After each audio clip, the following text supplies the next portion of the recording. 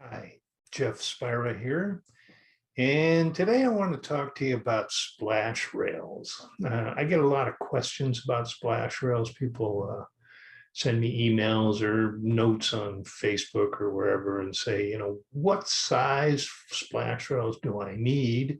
And where should they be located? And at what angle and what curve and what size the stock to use, and what angles do I need on the top and the sides of the splash rails. And let me tell you my true and honest answer on all that. I have no idea. I don't normally use splash rails. I just have never used it. I use boats. I've been using boats for all my life, and I tend to use them in the ocean way much more than in lakes or for calm flat weather.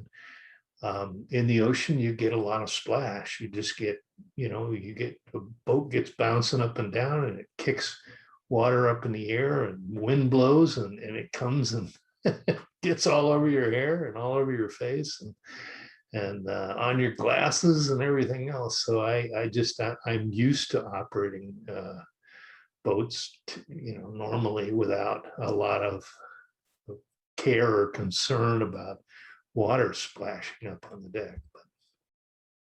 But you can put splash rails on my boats. People do, and people enjoy them, and they say they work great. And so let me kind of show you or explain how they do it and why they do it.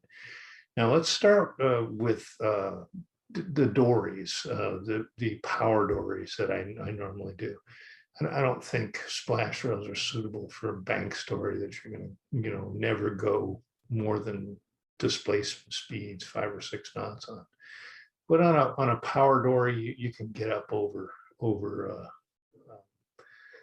you can get in the 20s, normally in speed wise. And in those cases, a splash rail is fine. I've seen I get a lot of pictures of guys that put them on themselves. I don't specify them on the drawings. I don't show you how to do them or design them in or tell you where you should put them or anything. But everyone seems to use them, 3 or 4 inches over the water line.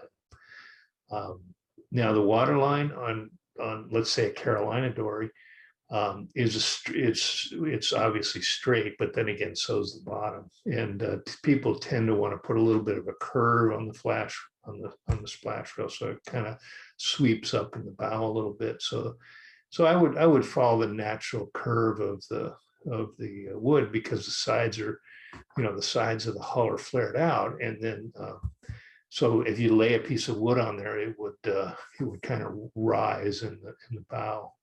If you started at maybe 3 inches over the water line in the transom, and then just let it rise up to maybe, say 6 or 8 inches over the water line up in the bow, it would work just fine.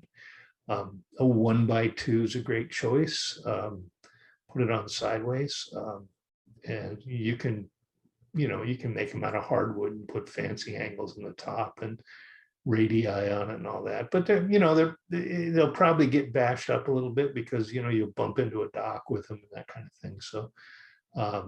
So I wouldn't put too much concern on it. But just the rectangular section that a 1x2 is makes a fine splash rail. When you run, the bow of the boat tends to rise up, and the transom tends to squat a little bit. So it will normally get farther away and stop that continual wave of water from coming up the sides, and divert the water away from the hull, so that it stays drier when you run. So on a Carolina dory. On a Pacific power dory, I would keep it a stock distance off the bottom, start maybe 3 or 4 inches over the water line.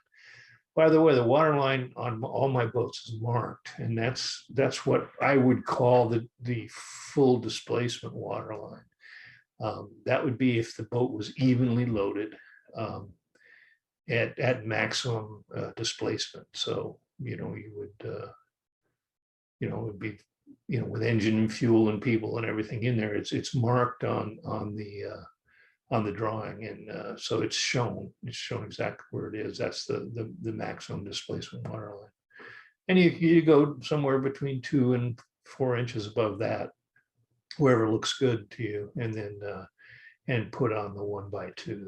That would be fine. So with the Pacific power dories, the bottom arches up. It curves up in the bow. It's a parabolic curve, so it's flat, through most of the length of it, and then it curves up to keep the bow from catching. It's kind of a blunt bow, so it tends to be heavy, lots of displacement up in the bow. And so if you get it out of the way, it'll ride up over the waves much easier. And a lot of people who use their Pacific power dories offshore, some people think, oh, you can't use a flat bottom boat offshore, but yeah, most guys do. They use them offshore, and they think it's great because they tends to ride over the chop and the swells, as opposed to cutting through it and all that, so, and bouncing and that kind of thing. So, but if you follow the bottom with your splash rail, it'll curve up nicely in the bow, and it'll serve as a better method to get that water, keep it from sticking on the side of the boat and splash it away. So you can also put splash rails on V-bottom boats. On my V-bottom dories, for instance, it runs pretty well as well. I mean, it does exactly the same task. And the deep V pangas as well. You can put a splash rail there, and it'll serve to keep some of the water from splashing up. Like I said, it doesn't. I mean, I don't think it's a big deal on most boats, but some people like them, and some people want to use them. So, and they're certainly fine to add. Again, I don't. It's not something I spec in any of the drawings, but they're certainly fine to use. Sometimes on drift boats, they tend to put a splash rail all the way down at the log, the chine log, which is the transition between the sides and the bottom. That's mostly a bump log. That's mostly a bump rail, and that's to keep it from getting damaged if you slide sideways into a rock or something. So, or a tree stump or something. So it's more of a protective thing than what it is for splash, because in those boats, you're not really moving through the water. You're moving at about the same speed as the water. The only thing you do really is with a drift boat is to keep pointed downhill, down water. Let's put it that way, as you go through whitewater and such. And really the rail on those, sometimes you'll see 3 rails, sometimes you'll see just 1 at the very bottom, and that's really for to prevent damage to the hull if you bang it into something. So now, when you put the splash rails on, again, based on that little bit of information I just gave you about drift boats, you want to put them. You want to put them over the fiberglass, so you want to make sure the hull's complete and finished, and then you can put the splash rail on the outside. Now, some people don't like, putting a screw through a fiberglass part of the boat, because it may provide a weep point for water to get through and all that. But that's fine. You don't have to.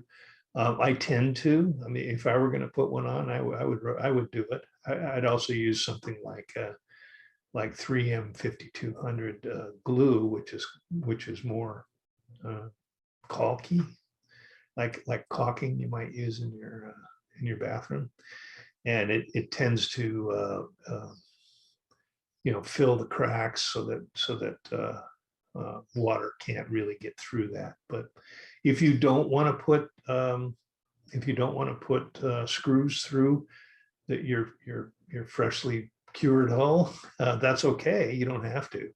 The splash rails you can glue down using a thickened epoxy, and I would just not put any paint on them, or sand the paint off of it, so you're down to the epoxy and glass surface of the hull. And then you put thickened epoxy on the inside of the splash rail, and then clamp them in place somehow, either with weights or however you might clamp it in place. And you can glue them in place and bond them, and they'll hold just fine if glued. So it doesn't require fasteners. And I think if you watch some of my other videos, you'd know that the only reason I really use fasteners is because I want you to hold the joint together and without moving until the epoxy dries, and then you can pull the fastener out. So if you want to glue the splash rails on without fasteners, by all means, go for it. They're not necessary, and it's just a little more cumbersome to do that.